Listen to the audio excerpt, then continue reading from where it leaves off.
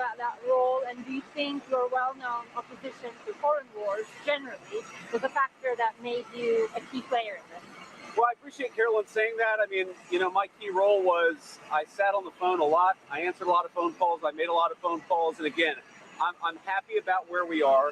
I think the president has struck a good deal for the American people, but fundamentally, the Iranians have got to take the next step, or the president has a lot of options to go back to the war. Do you know if Iranians requested that you join the talks? I don't know that. I would be surprised if that was true.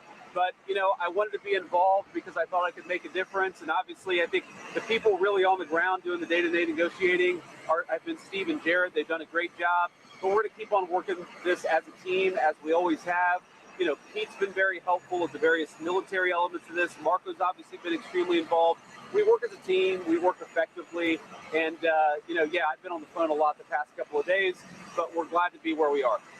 Mr. Vice President, how is the United States accomplishing its stated objective of ensuring Iran doesn't have a nuclear weapon ever, but they still have highly enriched uranium?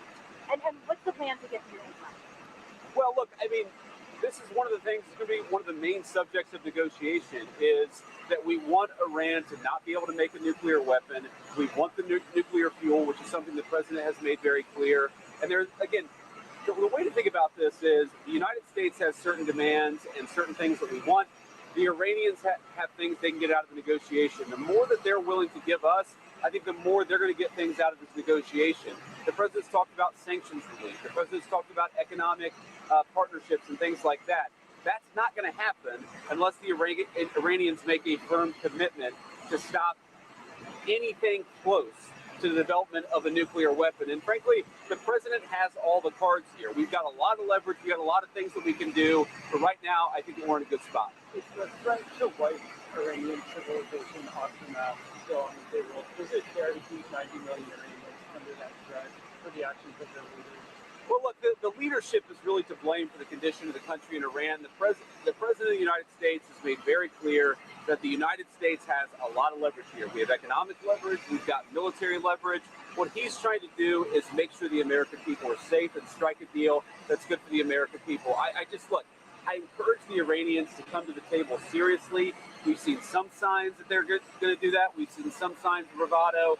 Fundamentally, we're in a good spot. They're reopening the straits. We have a ceasefire. And frankly, if they break their end of the bargain, then they're going to see some serious consequences. Wiping them off the map is different than an economic leverage or military leverage. Why is that kind of language useful in this kind of scenario?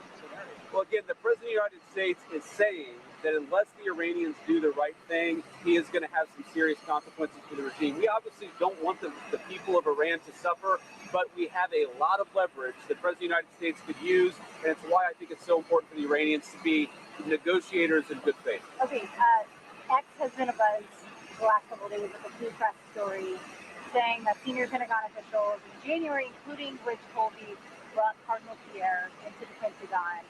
Brought who? Cardinal Pierre. Okay. Into the Pentagon. I haven't seen this story. Okay, well, and essentially the reporting by the Free Press is that they told him that the American military has a lot of might and they can do whatever they want, and the church should get on its side. Does that message sound correct to you? Is that something you would sign off on? So one, I with no disrespect to the Cardinal, I don't know who Cardinal Pierre is. He's the ambassador to the Holy See in the U.S. Oh, okay. I've met him before. Sorry, I just didn't remember the name. I've never seen this reporting. I'd like to actually talk to Cardinal Pierre and frankly to our people to figure out what actually happened. I think it's always a bad idea to offer an opinion on stories that are unconfirmed and uncorroborated, so I'm not going to do that. Mr. Rector, on the question of Iran's enriched uranium, do you see a scenario in which the administration may be willing to agree to allow Iran to continue enriching uranium for civilian nuclear purposes? Well, look, what the president has said is that we don't want Iran to have the capacity to build a nuclear weapon. The president's also said that we don't want Iran enriching towards a nuclear weapon, and we want Iran to give up the nuclear fuel. Those are going to be our demands during the negotiation. And again, we're going to see what the Iranians are willing to give up. If they make a good faith effort to actually give us the things that we need to have a successful negotiation for the security of the American people, I think there's a lot on the other end. If they don't give us what we need, then I think it's going to be bad. But I'm optimistic that the Iranians are going to be smart. that they're going to negotiate in good faith. And your negotiating partner in Iran, and Kevin sort of asked about this already, but he essentially is saying that they're distrustful of the U.S. for he tweeted out that 3 of the 10 points in the ceasefire framework have already been violated. So distrustful of the U.S. What do you make of him tweeting that out before negotiations? So I thought it was interesting, actually, because I did see that tweet from Galibaf actually just a couple of minutes ago. And let me say a few things. First of all, he said that there are a few points of disagreement before the negotiation. Well, that must mean that there's a lot of points of agreement because there's a 15-point plan floating around. There's a 10-point plan floating around. If he's frustrated about 3 issues, that actually means that there's a lot of agreement. That's point number 1. Point number 2, to respond to each of those issues, and I read it very closely. Let me just say this.